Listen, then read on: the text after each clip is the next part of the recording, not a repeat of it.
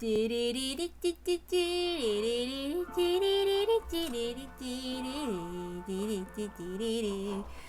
Okanogi time! Okanogi is back from Higurashi, yay! Yeah. Okay. Do me a favor. What the hell? Sorry, trying to do something. There was a bit of an error. Oh, this is tough. Yeah. Okay, time to voice Okanogi. Do I even remember what I gave him? Oh, hold on. Rumor has it, Angie, that you jumped off the top of a skyscraper. The groupies were getting annoying, so I thought I'd give them the slip. Angie and the old gentleman wearing his expensive suit were alone in a massive modern conference room. All the newest machines for presentations were installed there, but they didn't upset its refined and composed atmosphere. That alone was enough to make the business-like theme of the room abundantly clear. However, that didn't matter at all to Angie. She carelessly sat on the high-class chair that executives making a salary of several 10 million yen probably sat in, looking aloof from the world. It's because I knew they were remodeling on the lower floor and had a safety net out. Angie talked about it like it was no big deal, but in reality, it had been a miracle among miracles. To think that she shot through several layers of safety netting for the remodeling project, and been caught in a multicolored banner adorning the atrium and slipped off, only to be softly caught by the final banner, land on the ground without a scratch, and then briskly leave that place. It put Hong Kong movies to shame. Speaking of which, I really love Hong Kong dramas. If you want to get into my heart, I'm just kidding. I already have someone in my life. You can't do that, and no one would want to do that anyway. That would be ridiculous. So I'm just screwing around. Well, that was a dumb joke. Whether you knew there were a net or not, this is a 200-meter tall super skyscraper we're talking about, right? If things hadn't gone as you planned, there'd be a mess to deal with right now. I figured that if I died, then I'd be dead, and that would be that, more or less. Well, still, I was testing my luck a bit. Call it youthful zeal. As though saying that she had enough of the topic, Angie shrugged coldly. Seeing that, the old gentleman who was looking at the world below through the crack in the blinds cackled. So you were testing your luck, is that it? My, you truly are Kinzo's grandchild. I never to trust your life to chance. The chairman was also a woman who would stake her life on a bet like it was nothing. So maybe this really is the Ushinomiya blood at work. You really will make it big in the future. Please, let me be blunt. Why not give up this running away from home act and return to the Sumadera family? I heard Mom had a bad relationship with her family. I don't want to go to the house of people I first met at a funeral. The Sumaderas are Mom's family. They're an old family from Kyoto, and compared to Mom's frank attitude, unbelievably strict. The only Sumadera I'd been on good terms was with Grandpa, who was living apart from his family under the guise of retirement. Mom kept in touch with him too, but she avoided the rest of the family almost completely, hostilely so. So when I went out of the way to play with the Sumadera family, it was always Grandpa's house I visited.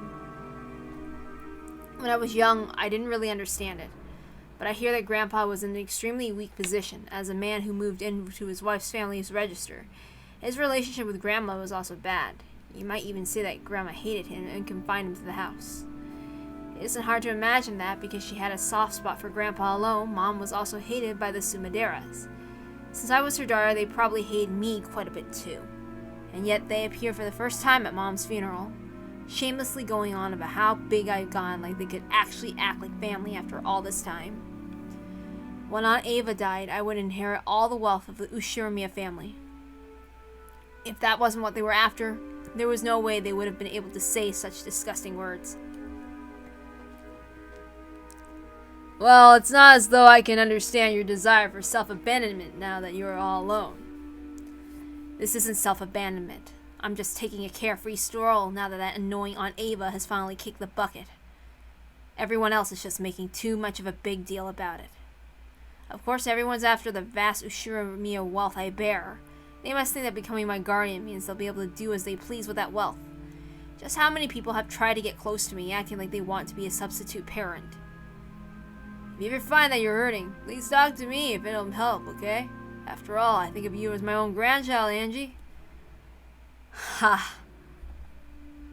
I'll say no thank you for now. More importantly, let's return to what we were talking about. Angie, no matter how many times you ask, I am hiding nothing. The chairman was the only survivor on Rokenjima that day, and she passed away without saying anything. I myself know nothing. Everything's wrapped in darkness, you see. This old gentleman was one of those leaders who had been entrusted with this business group Ava had built up after she passed away. The one he called chairman was the former chairman Ushiromiya Ava. His company once had friendly ties with Hideyoshi's business. He had a close relationship with both Hideyoshi and Ava. For that reason, when Ava lost Hideyoshi, he became the only person to whom Ava might have let her true intentions slip. Whenever Ava's heart was torn by the loss of her family, whenever she took it out on Angie, he had acted as a buffer between the two, so that Angie didn't trust him. She found him a very easy person to question.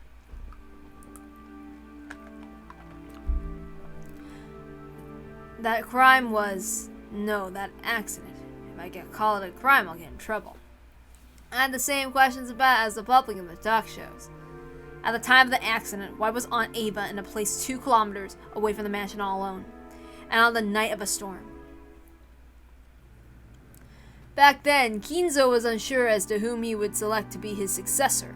Officially, he decided on his son, Kraus, but he didn't have that much trust in that man. Then don't pick him. Idiot Kinzo. So, to fairly determine a successor from amongst the 4 siblings, he made this game-like test like a riddle of the epitaph. Ostensibly, yes. Kinzo probably planned to make Ava the successor from the beginning. He wanted to withdraw his own rule that the eldest son be the successor and instead of Kraus, leave the family to the extremely diligent and brilliant Ava. Because she's my girl. Except when she's being a terrible mind to Angie. Let's just face it, she shouldn't have done that. The new rule about giving the inheritance to the one who solved the epitaph was probably nothing more than a farce to snatch away the position away from Kraus.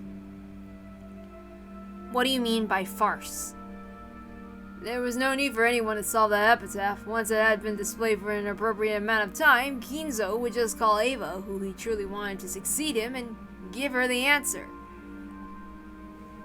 In other words, that itself would provide proof of her succession to the headship.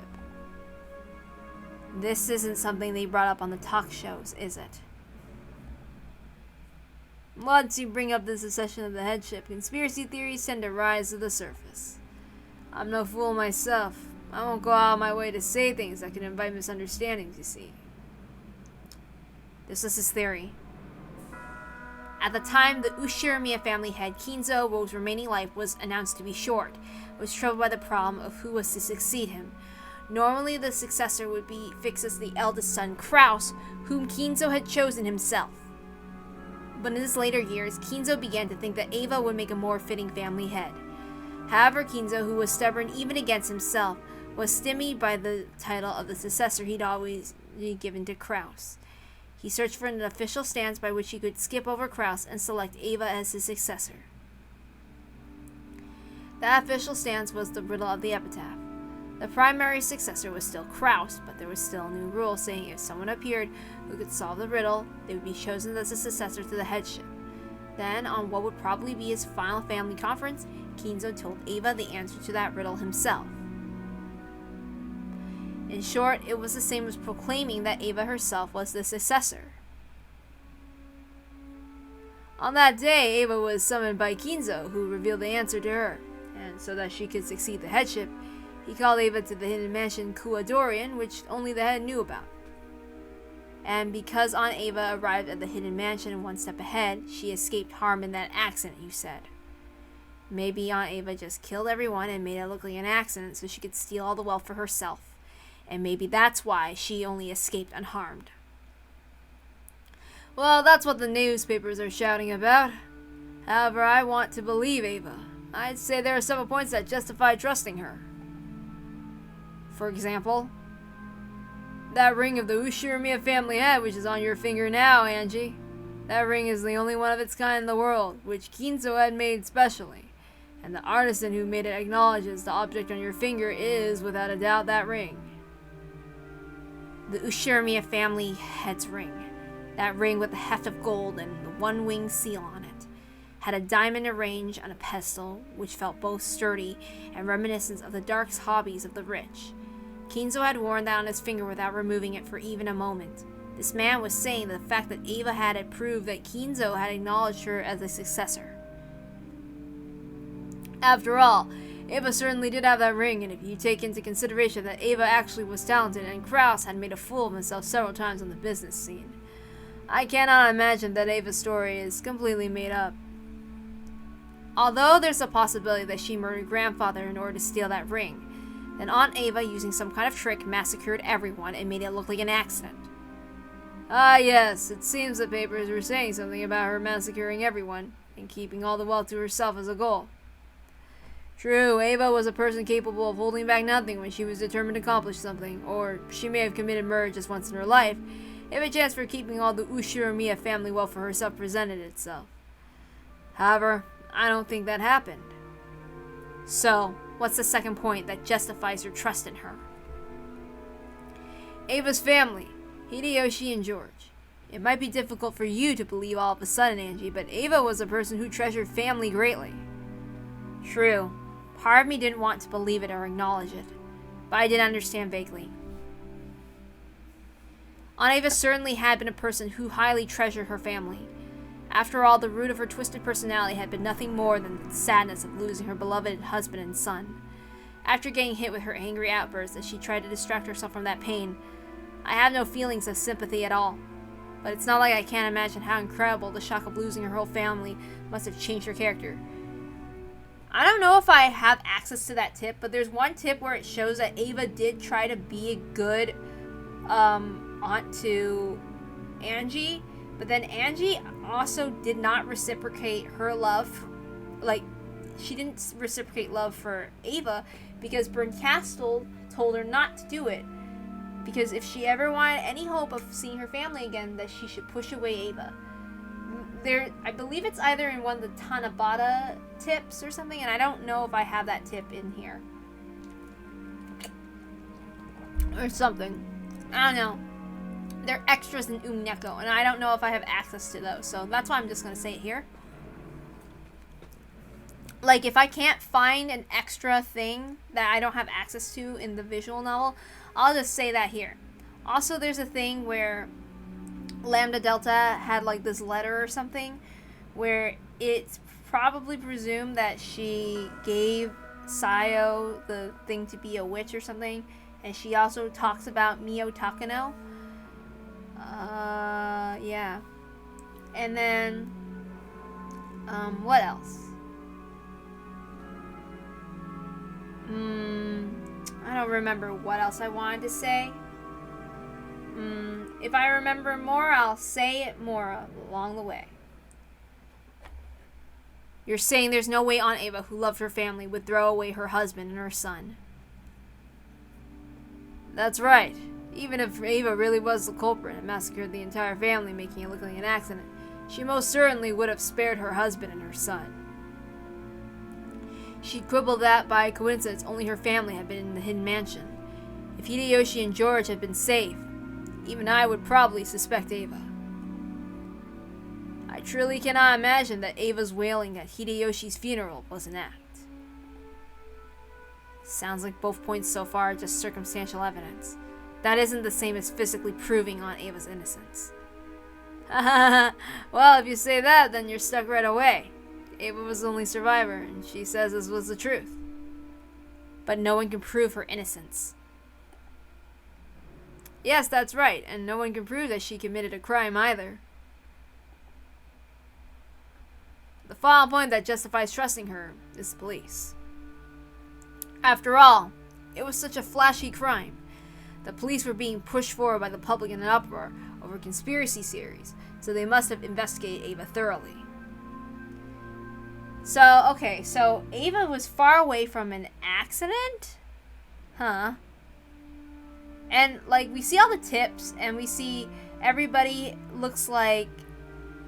anyone who survives past the 9th twilight and then dies after that, they are eaten by the demons of hell. I wonder what that means. So what we're hearing, that Ava did survive, and we saw that Jessica is not here with us.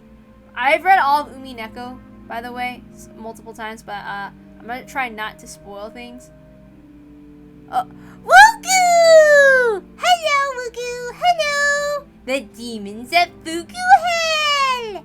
Okay, so one of the things I also wanted to mention was, oh yes, in episode 1 where Ava was like, it's kind of funny, Ava is the only one that brings up Angie first. Foo-foo da goo-goo, foo-foo da goo-goo, foo-goo. Anyway, yeah. Like, it's kind of funny, because it kind of shows in other tips in Umineko that possibly Ava did care about Angie. And I feel like that from episode 1, from hindsight, from rereading it so many times, or maybe somebody brought it up when I was like looking through a bunch of Umineko content before, that Ava is the one that brings up Angie. Anyway, it was easy to feel something unnatural about the claim that Ava had avoided the accident by coincidence, because she alone had escaped to the hidden mansion. Furthermore, at the time, Hideyoshi's company had been right in the middle of the takeover struggle. In order to buy out the big stockholders, she wanted a large sum of cash. It wouldn't be too hard to find a motive there. But as a matter of fact, there had been nothing at all that implicated Ava as she went to the family conference. Nothing unnatural was found on her that could have been used to brutally murder her family and make it look like an accident. The servants who escaped harm by being cut off duty that day also stated they hadn't seen anything strange regarding anyone related to the event, Ava included. Wugu, how do you think what do you think made the accident? The story basically is like a murder mystery where a bunch of people are killed off, what else kills them off at the end or something, like an accident. They say it's an accident. I don't know. Try to guess. Anyway. Putting off all that together. Yes, it's a murder mystery. It's just like Higurashi, except it's supposed to be more realistic. But also, it's like super confusing and philosophical. It was SpongeBob. Maybe so. Putting that all together, it could only be concluded that Ushiromiya Ava had headed to Rokkenjima for a normal family conference without any change, and it occurred an accident. Encountered, I think. The police looked so intensely they still couldn't find evidence that it was a crime. They reached that conclusion themselves. Doesn't this resolve the Rokkenjima's suspicion? That just means that the police couldn't find evidence that it was a crime, right? There's nothing I can say to counter that. It becomes the devil's proof. To expose it as a crime, you'd simply need to find evidence. But what could you possibly find to prove her innocence? It's impossible to prove a negative fact. Did Aunt Ava commit a crime, or did she not? Because we can't find any materials that let us say for sure the truth will remain a mystery. Is that what you're saying, right? That's it. Phrased in a manner that you would prefer, that's what it amounts to.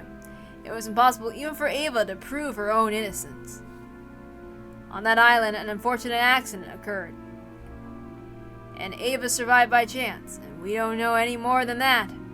In short, it all comes down to whether you believe the story of the only survivor Ava or not. I believed. The ring in her praiseworthy love of her family, and the tears she shed at her funeral. Taking all that into consideration, I decided to believe her story. But I don't believe. If she wanted to steal the ring, there are probably many ways for her to do it, and no one knows if her relationship with her family was really that good. No one can prove that tears at the funeral are real. Anyway, I hated Aunt Ava from the very beginning, so I don't even want to believe her.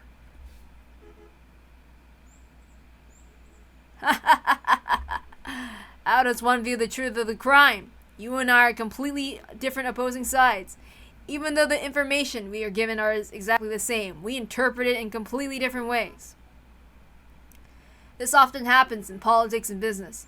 The exact same enterprise will always be assessed in multiple differing ways. Do you know why? Why? It's a question of whether one has love. Whether you feel love for someone or not completely changes how you view them. Oh, the arc words! Without love, it cannot be seen! Actually, it's even in the opening in Umineko in the Japanese one. I believe, like, when I say "ai ga nakereba mienai" or something like that, you know? Without love, it cannot be seen. But in the Japanese lyrics. So anyway. So even the lyrics are a hint.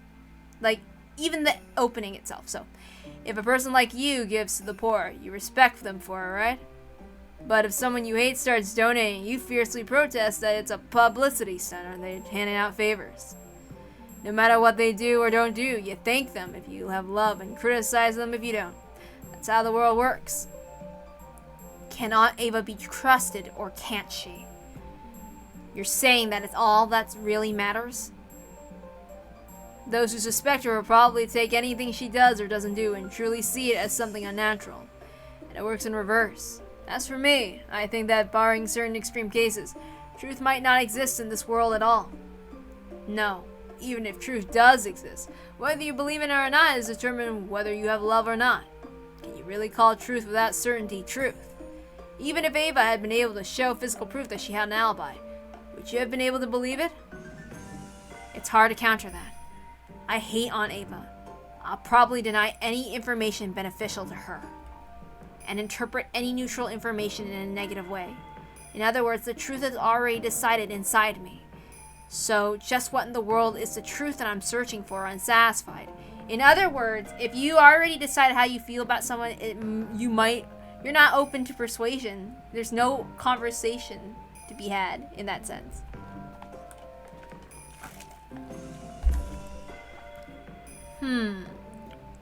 That's how it is. So, no matter what you hear from me, since you still suspect Ava after all this time, nothing will change.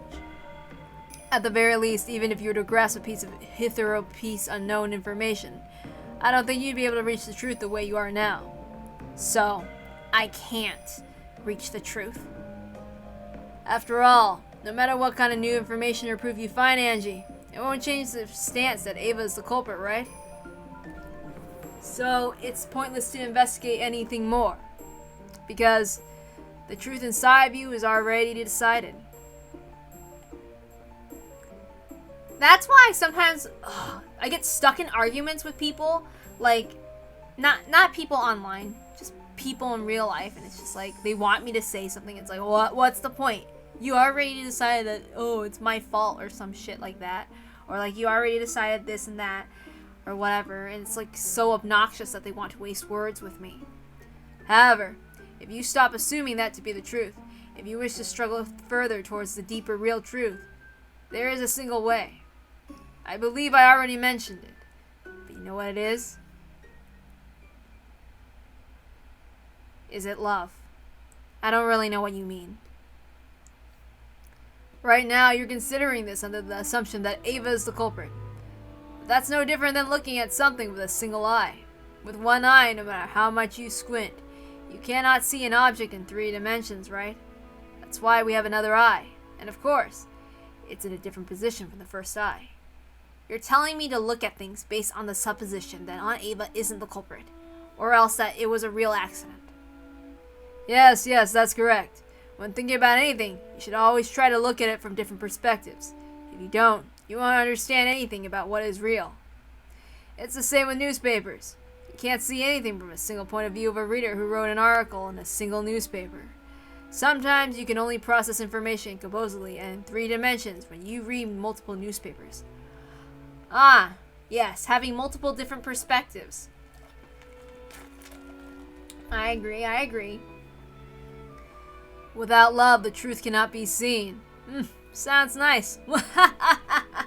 The arc words of Umineko no Naku Koro ni.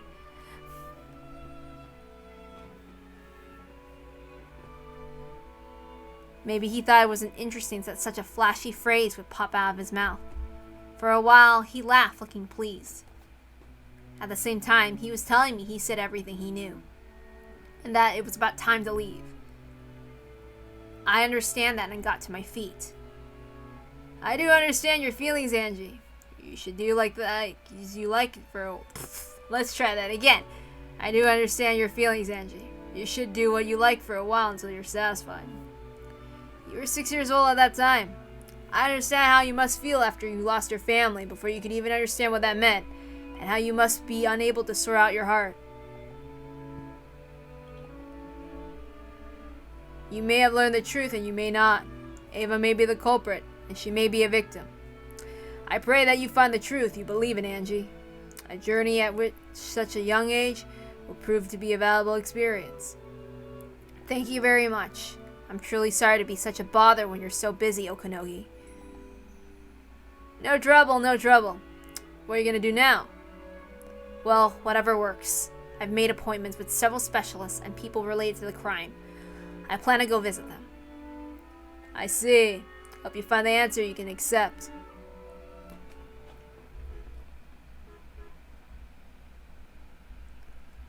At the time, the company president Okanogi's secretary came in, handing over him a memo over his shoulder.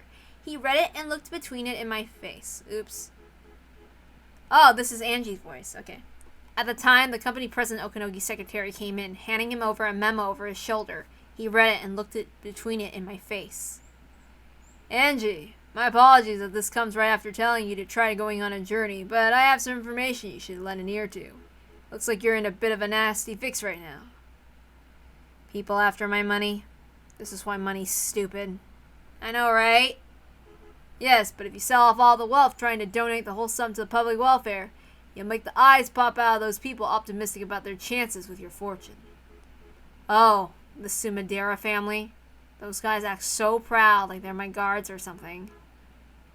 I hadn't forgotten Aunt Ava. There's no way I'll put myself in the care of the Sumadera family. They probably want to, as Aunt Ava often threatened in the past, cut off my arms and legs, throw me in a warehouse, and suck the Ushiramiya family's wealth dry.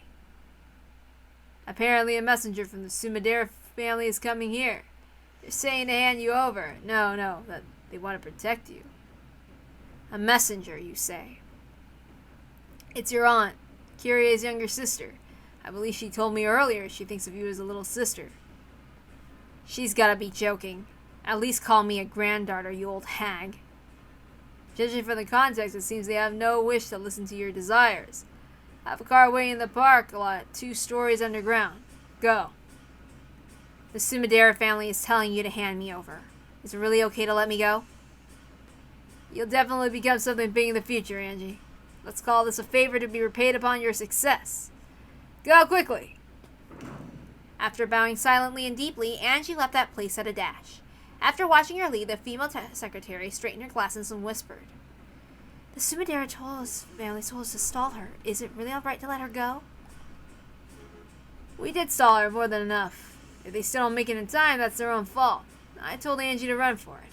I informed the Sumaderas that Angie would be coming. Whether she's caught or not, I will not be blamed.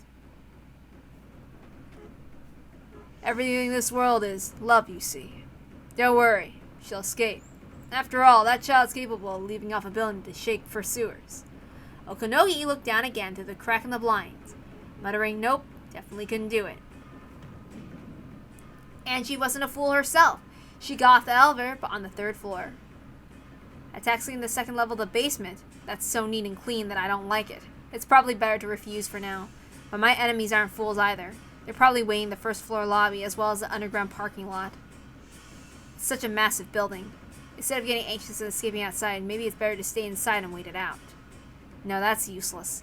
If they get their hands on a security room in a modern building like this, I'll have nowhere to run to. This entire building is like a massive dead end. The 3rd floor is the business floor. A young girl like me will clearly stick out. Trying not to stand out any more than I had to, I walked at a brisk pace, searching for an emergency exit. It'd be perfect if the staircase was the outside one. I found the door to the emergency exit. After opening that heavy door, I found the outside staircase I hoped for. I bumped into a man who looked like an employee skipping work and smoking a cigarette. After glaring at me, he quickly crushed out his cigarette and went away. It looked like there was no one below. If I'm gonna escape, now's my only chance. Just when I thought that, a black car slid right under me and came to a sudden stop with an incredible squealing of the tires. Judging by the sound of the tires, it seems they had several other allies. One of them had come here to block this path. Not bad, Aunt Kasumi. To think you even sent a car to pick up your little sister when she's trying to get out of the emergency exit. The doors of the car were forcefully opened. 3 black-suited men jumped out and looked at the emergency staircase. Crap, our eyes met. 12 target found. Northwest side emergency stairs, 3rd floor, send support. Angie! Try not to move from there. Forgive our roughness. The 3 of them began to clamber up the emergency exit. They already announced their plan to be rough. This is pretty bad. As long as I don't stop breathing, they've probably been ordered to grab me no matter what, even if they gotta rip out one of my arms. Their heavy, wild footsteps came at a helix and began to rise from the lower floors, getting closer.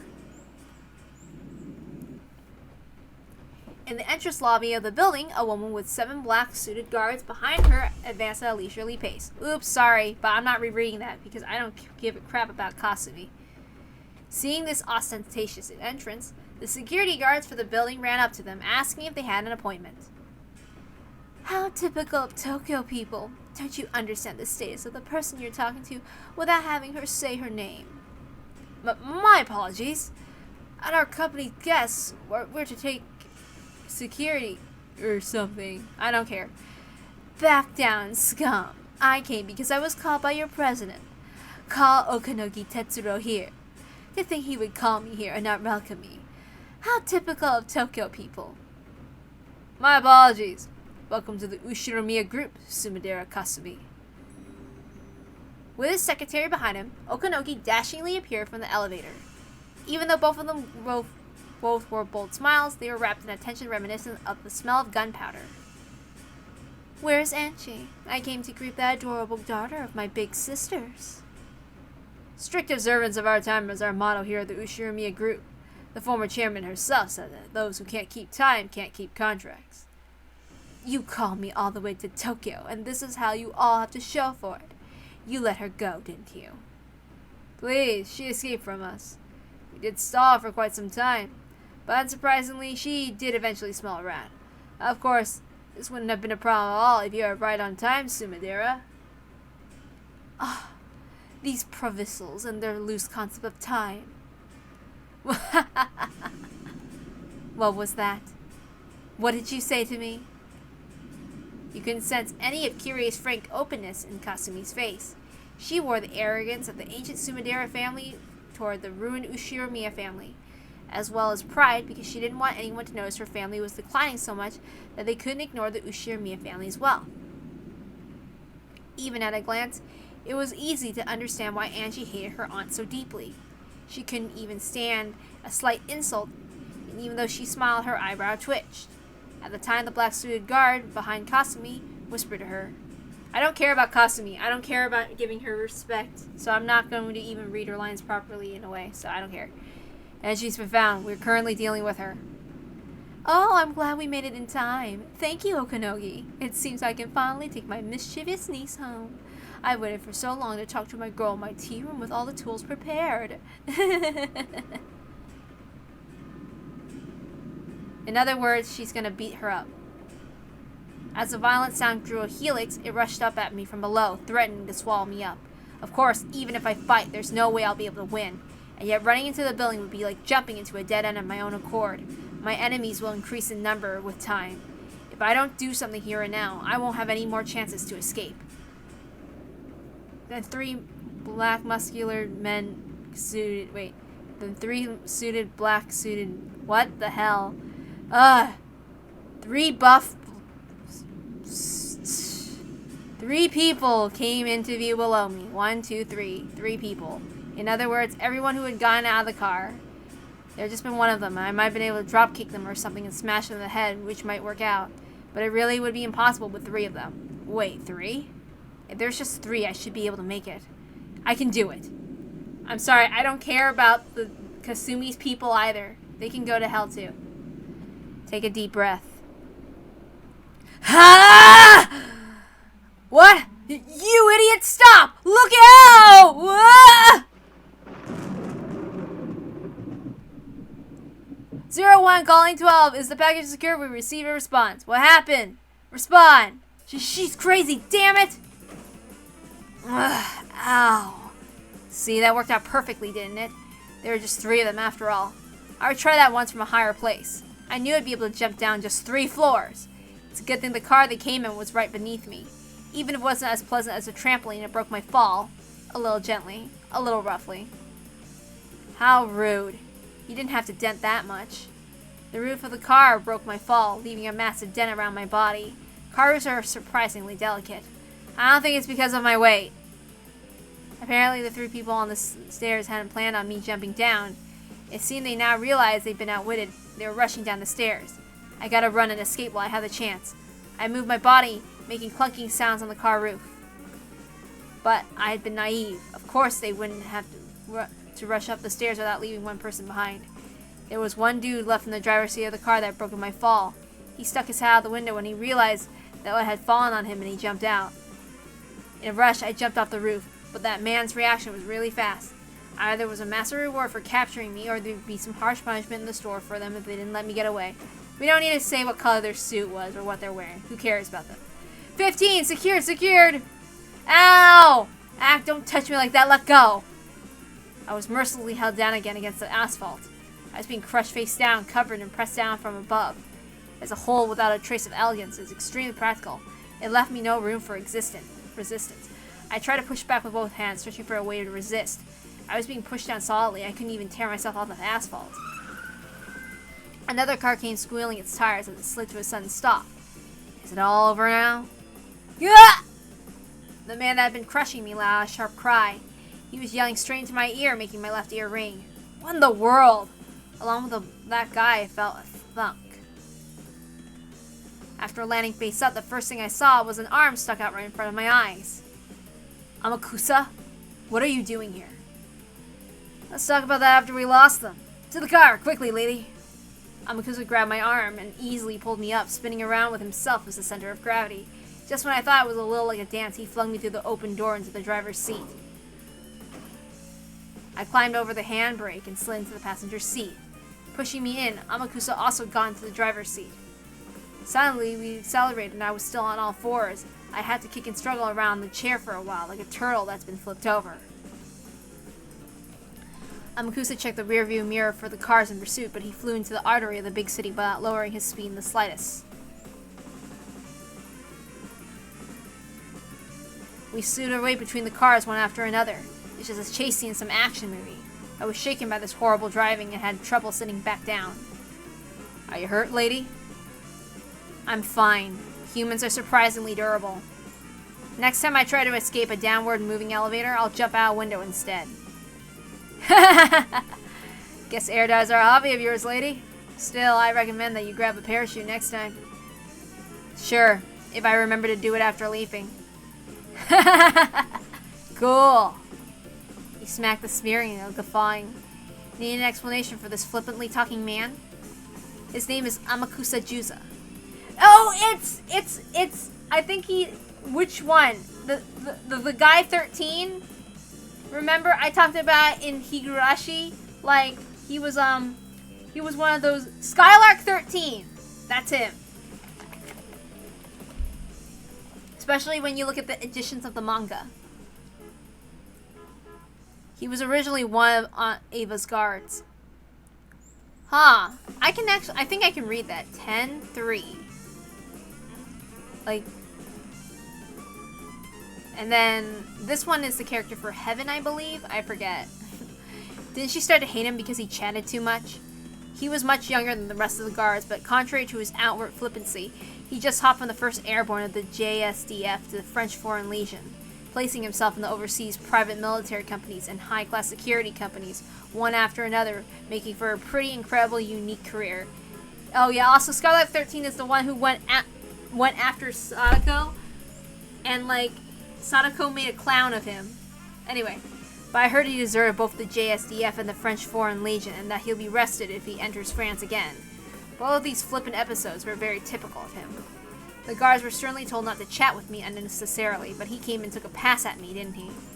Aunt Ava was apparently particularly put off by that and had supposedly dismissed him shortly after before she died. It's been a while since I heard that carefree tone. What happened after you got fired? I was coaching some people out of the Blackwater. When I came back to the country during my time off, President Okanohi offered me a high wage. So, you deserted again. I wonder how a man like that can be useful for anything. Doesn't count as desertion as long as I come back by next week. I talked with him yesterday. I was told some troublesome people might come to call on you, lady. Sorry that turned out to be exactly right. My name probably came up since I know you and I got lots of crazy experience. Thanks to you, it looks like I'm in for a happy vacation. Plus some pocket money. So, Okinogi employed you as my guard. He probably wants to buy some gratitude from you, lady. After all, I got fired and I was indebted to President Okinogi in various ways. He's got some dirt on me here and there, and I can't say no to him. Seems like getting indebted to Okinogi can be pretty costly later on. So, where are you planning on taking me?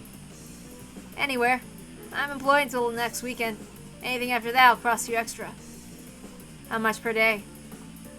I'll take 50,000, plus expenses. If you stop cracking jokes, I'll double it.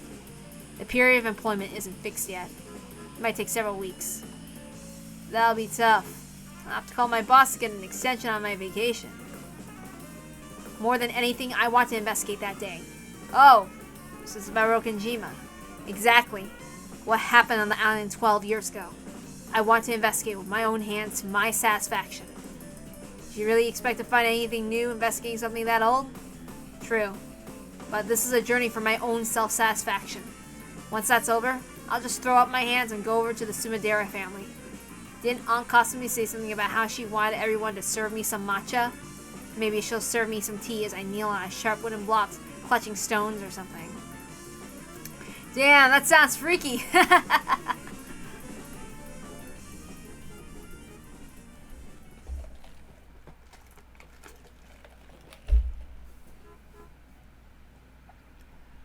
My apologies, we lost sight of him. A single man thought to be an associate assisted in her escape. Judging by his possession of a stun gun and his driving skills, he's no amateur. I see, thank you. What a shame, Okinogi. Shall I take this as your answer? Let her get away with your blunder. It has nothing to do with me. I do wish to prepare some matcha for you as well in the near future. The next time you're in Kyoto, please stop by. I'm going. That is not actually serving tea. It's a euphemism.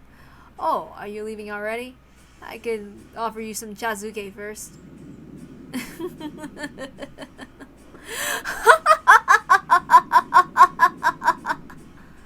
With her back facing Okinogi, she laughed softly, but with an increasingly shrill and hateful tone, and used that as a substitute for a sharp parting remark. Just as she stopped laughing, her features suddenly changed to look like a demon's, but because her back was facing him, Okinogi couldn't see that expression. Okinogi watched her go, laughing coolly. His secretary whispered over his shoulder. Are you sure about this? Milady Angie is our company's primary stockholder. If the Sumadera becomes her guardian... I get it. But you know, we're the world-famous Ushiramiyas. We can't let them take us lightly. Still, it looks like that guy managed it pretty well. All that's left is Angie to do as she pleases. I'm counting on you, Amakusa. Kasumi, the escaping car was a rental. A license plate they displayed was a fake. We're clearly dealing with a pro. They'll probably abandon the car. Pursuit will be difficult. Should we have the police chase them? Yes. Shall we have them search for our runaway daughter? They're getting paid with our taxes, so the police must be of some use every once in a while. When I left the mansion, I boldly told Mother to leave it to me, didn't I? Do you intend to embarrass me further? It looks like it might be better for me to serve some matcha for everyone at once, doesn't it? Our underground tea room is cramped, so you have to wait in line. What are you trying to be, Sonozaki Shion? Screw off. No, we'll search for her with everything we have. She really is like a cute kid, just like Nei-san. Especially that way she freewheels and does as she pleases. Now I can't see anything but Nei-san. I'm truly looking forward to it. If only I can invite Nei-san's daughter to my tea room, right?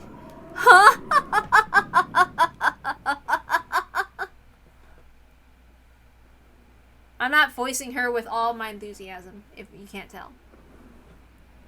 The Sumadera family sure moved quickly. Did Okinogi sell me out? You're joking. He's my client. If he sold you out, he wouldn't have hired me, right? I guess that's true.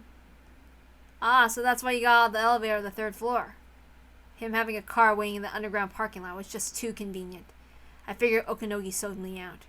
I thought by now, It's impossible to prove whether there was an ambush set up in the parking lot or not. I see, that poor president guy.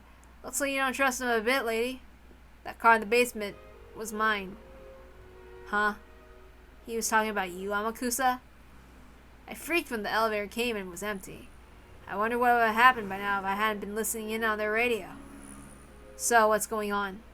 If I obediently believed Okanogi and gone to the parking lot, there would have been no need for me to jump off a third floor? Pretty much, yeah. Well, it turned out okay in the end.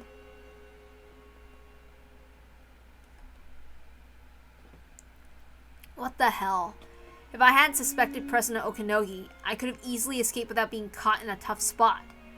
President Okanogi might have sold me out.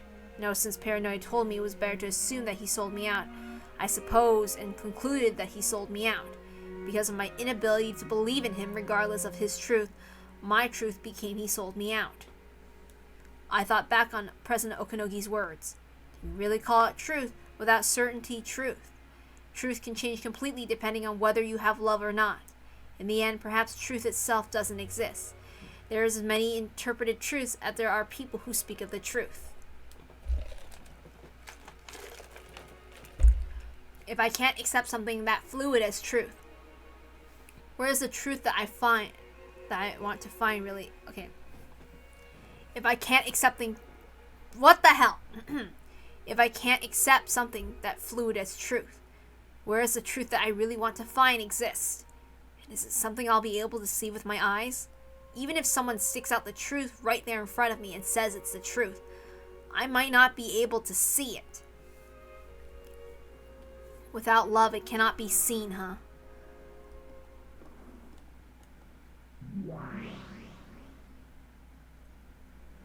This fragment of yours is very lively. It doesn't bore me. I'm the complete opposite, Burnt Castle. I want to go back to Rokenjima. You told me something. You commanded me to search for the truth of 12 years ago. But there's something I'm not getting. What is that? Wait, what's that? Look, it's Rika again. Nah, just kidding. Frederica Burnt Castle. What is truth? There is many truths as there are people. There is many interpretations as there are people. And those can be twisted by opinions and change indefinitely. Is truth really that unfixed and vague? That's right. Truth is unfixed. It can be like a particle, or like a wave. It can hold conflicting forms at the same time. You are free to believe that the cat in the box is alive or dead. But the truth is very delicate. It can change its appearance just by being observed. You're talking about stuff like Schrodinger's cat box? Nonsense. If you open the box, you learn the truth. Discussion about what happens before you open it is just armchair theory. That's right. And yet in order to deny that abstract theory, you need to open the box. It is impossible to negate any idea about the contents of the box that cannot be opened. This is what truth is. As long as truth isn't denied and it keeps its form. That's right. As long as truth isn't observed and it keeps its form. In other words, if it isn't exposed, any reckless statement can suffice as truth. Yes, even if they contradict each other, endless ideas can exist as truth, at the same time without being negated. So even something as screwed up as my family being captured by Rokenjima and shut up 12 years ago for all eternity by the witch can exist as truth as long as we don't know what happened 12 years ago. This witch called Beatrice forcefully made room for endless imaginings in the Rokenjima of 12 years ago, enveloping all of it inside a cat box. Everything inside the unopenable box is true. That's right. We don't know what happened on the island, so it becomes endless. That's assuming no one opens it up. I just have to wrench it open. But that box was closed up 12 years ago, and I don't even know where it is. Even if I visit Rokenjima, just to learn what I can that happened 12 years ago on a desolated island. What can I even learn? Who knows? I wonder what you could learn. This is something that can only be done by the person who is able to walk around freely in the world of 1998. 12 years into the future, the final witch, Angie Beatrice.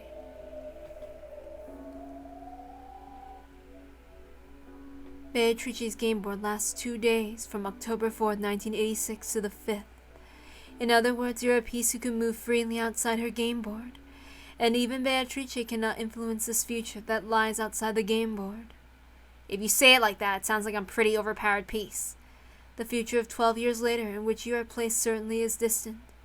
However, the further a piece is placed in the future, the stronger power it holds. I told you, didn't I? The truth changes its appearance when it's observed. Come to think of it, I heard of something like that once. Even if one day all of a sudden a star in the constellation Centaurus were to explode, the light from that explosion would have to cross 4.4 light years, so it would take 4.5 years to reach Earth. That's right. In other words, even if the sun in Centaurus has already died, people on Earth won't be able to perceive that fact for 4.5 years, because no method of perception exists that is faster than the speed of light. When we learn that the sun in Centaurus has exploded, we Earth people will paint over our history 4.5 years ago with a new truth. We will revise this history with a new fact that it exploded 4.5 years ago. However, for the 4.5 year period until we learn that, despite the fact that it's already died, the mistaken truth that the sun of Centaurus still exists will be able to exist as truth. The truth of the future wins against the truth of the past. Oh my god, so this wasn't just said in episode 8, this was also said in episode 4. Oh, I'm kind of stupid. Or I forgot. Then again, I kind of blink out at certain parts of the story that I don't think are as exciting. That's right. By itself, the Rokenjiman accident gave rise to nothing but suspicion of conspiracy involving Aunt Ava and the Ushirimiya family assets. But later on, it was dramatized and linked to the occult. The conspiracy was painted over by the legend of the witch. Ah, Legend of the Golden Witch, episode 1, when they found the wine bottle. Okay, so if it isn't made clear that it's a meta-ish story, okay? So in other words, they found bottles. That means there are authors, a story within a story. That's what we've been dealing with. I love this about Umineko in a way. And you have to think about the perspectives of the authors, of the characters that wrote that. So that means you have to go back to episode 1 or other ones and determine all that stuff. Even though it was clambered over as conspiracy at the time of the crime, later on strange occult theories, which claimed that it was a work of the witch, ran rampant and began to paint over the truth of October 5th, 1986. And the first wine bottle thing that they found, it said it was by Ushirimiya Maria. Huh? But that couldn't be it, right? So anyway. The conspiracy theories will probably be forgotten over time. And the only more bizarre, impressive witch theory will continue to remain as a superstition, eventually covering up the conspiracies. That's right. The false truth that exists before the light from an exploding star reaches Earth is almost like a conspiracy theory, which is a human theory. The wine ball within a letter that drifted ashore several years later, the message ball painted over that theory and made things return to the occult theory, which is a witch's theory. That's right. A witch didn't exist during 1986. The witch took control of Rokenjima because she was observed several years later by us humans of the future, thanks to that message bottle. A small revision is necessary. The witch could have existed even during 1986, as one of the many endless possibilities that can exist. Certainly. She did disappear if she were observed, so she curls up inside the cat box. That's what makes this message ball so nasty. The witch tried to get it out of the box. She made it so that she'd be observed, weeding out possibilities that conflicted with the witch theory. In other words, to make it impossible to negate her. She neglected all possibilities other than the witch theory. What the hell? So in other words, Beatrice satisfied the devil's proof with a frontal attack, and that was part of the witch's plan from the beginning. The message ball is information to observe in the future after 1986. It cannot be observed by Beatrice or Battler. It can only be observed by Angie Beatrice. I really didn't want to investigate the message bottle. After all, reading that would be like listening to the witches say. I thought the witch theory was just a crazy fantasy, so I thought of it as nothing more than a waste of time. But Okanogi told me, You can't see things in 3 dimensions with only one eye. You mean that while looking at it from a viewpoint of denying witches, you must also look at it from the viewpoint of accepting witches? That's a correct way of thinking. The number of viewpoints is like a denominator. If you have one viewpoint, the mystery in the numerator doesn't decrease in the slightest. However, the more your number of viewpoints increases, the more the mystery begins to be divided. Okay, so I want to say something. When I first watched Umineko, the terrible anime adaptation, I watched it with the perspective of believing in magic. Because I'm like, I'm too dumb to solve mysteries. So, like, I had my own interpretations of the magic scenes, but I was always like siding with the witch in a way.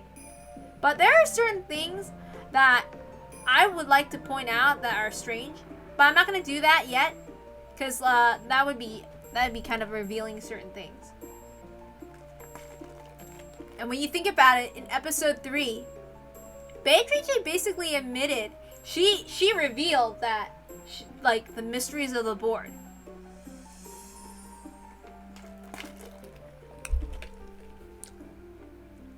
Anyway, I mean, this is I've reread Umineko a bunch of times. So, in order to really appreciate the story, you always have to go back and reread it or whatever. It's not something that you can just go through once, because a lot of the ways that I've noticed something, I've reread it like 4 or 5 times already, and or only like certain parts that were my like favorites. So I don't always understand it. I also didn't bother, but like from my perspective, even trying to believe things from the witch's side, for me there were things that stuck out to me even when I was like, oh yeah, I'm totally on believe in magic. There were things that stuck out to me like a sore thumb. I won't say everything. I'm not gonna say it yet, because yeah, I understand. There was a message ball that washed up in the neighboring island several years after the crime. That passed in the hand of a dilettante. I made an appointment with him just in case. In other words, episode 1, Legend of the Golden Witch. I was able to hear Aunt Ava's say from Okanogi. Next up is the witch's say. Why don't I listen to Beatrice's say? I love how it's so easy to read Angie's lines because it's just close to my voice. Thus, I can just make it easy. Because I read Angie, in my interpretation, I read Angie as someone sad and bitter, because I know what, but because that's how I go about it when I read as Angie, because she is a sad person. The first day, October 4th, 1986. Okay, I'm not dealing with this today. Shh.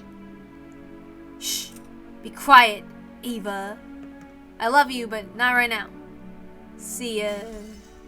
Alright, there's other things. Let's go across the tips. There are no tips. We're not going to do that. So, alright, let's see. Okonogi Tetsuro, a leading member of the Ushiromiya group. Between the time of Ava's death and Angie succeeding, her position of the management of the group has fallen to the core members like him in her stead. However, Angie has no desire to inherit that role, leaving the group on the brink of fracturing internally and putting Okanogi in a difficult position. He was once the president of a foodstuffs distribution company and had an intimate relationship with Hideyoshi's business. Because of that long-standing association, Ava trusted him particularly. He was appointed to an important post within the group. Sumadera Katsumi, daughter of the declining noble family Sumadera, Ushiromiya Kirie's younger sister. She despises her sisters, and by extension, Angie as well. She is the opposite of the free-willing person Kirie once was, and holds appearance in high regard, possessing a strong ambition for philanthropy. However, this is all just a craving for the limelight caused by the complex she has toward her sister. There are several opposing factions in the Sumadera family. They are constantly engaged in a secret feud who will control the rest of the vast wealth that Angie holds.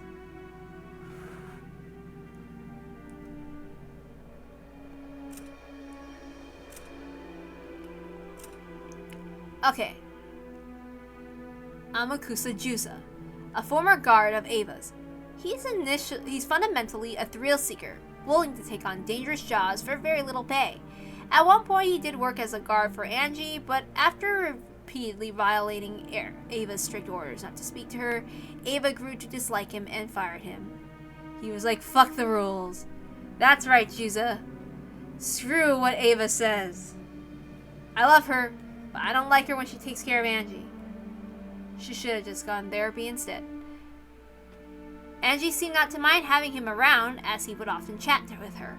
This man, who has traveled between Japan's Self-Defense Force, the Foreign Legion, non-government military companies, has skill in counter-sniping and protecting VIPs. Alright, nothing else. Good night. I'm going to go now. I have no idea if... Okay. Bye-bye. I leave now. I go.